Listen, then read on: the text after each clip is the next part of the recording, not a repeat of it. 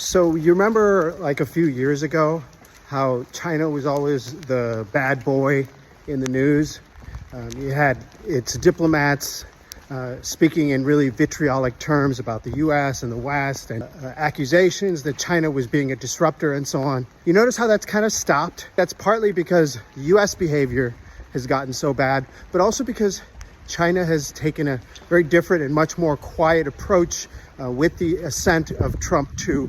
And that's especially true with regard to Iran right now. I'm Borzu Deragahi, and I am a writer and longtime journalist. I write a newsletter called Badlands. Please subscribe. I'm walking through Paris right now on a very rainy day. I just wanted to talk a little bit about China's role in the Iran crisis that is developing.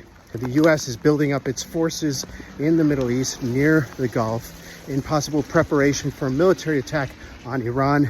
The US is under tremendous pressure by Israel to attack Iran and take out what remains of its nuclear program that wasn't damaged last summer, to hit its missiles and to hit other critical infrastructure so that it's no longer a threat to Israel, no longer a threat to the US and its regional allies, although every single one of the regional allies except for Israel is definitely opposed to this conflict. China has been playing a very interesting role. It has reportedly dispatched a couple of surveillance and intelligence ships to the region, to the Gulf of Oman and the Arabian Sea, to potentially help the Iranians with intelligence and signals intelligence ahead of any possible attack. Iran and China have a very good relationship.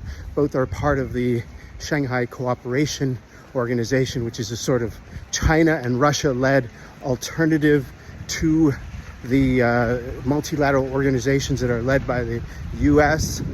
You know, China is the biggest customer of Iranian oil, and it has been reportedly also, according to the Israeli press and other media, resupplying Iran, helping it replenish its stockpile of medium range, including ballistic missiles that are very hard to strike down, since the June war, which depleted Iran's resources. China is just very quietly and very discreetly supporting Iran, even as Russia, mired in its conflict in Ukraine, is likely unable to help out as much. It's just not worried at all about whatever happens. Whatever happens, you know, the house wins. And in this particular case, China is the house.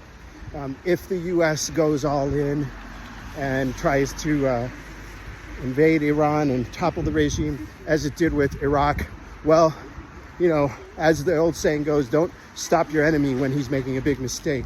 How did Iraq work out for the US?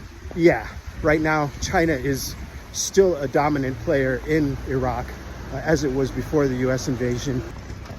If the US gets bogged down in Iran, if it turns into a long protracted war, then China definitely even benefits more because it'll weaken the US just as Iraq weakened the US. China sees that it is destined to take the lead in this century, and that the US is kind of flailing, making all sorts of mistakes, geopolitically alienating its own allies. China's sort of in the driver's seat. It does not want to see a war in the Middle East. It's bad for business, bad for its oil supplies. It will do its part to try to prevent a conflict, but should one break out, China will definitely be on the Iranian side, but not overtly. Doesn't want to make a big, huge splash.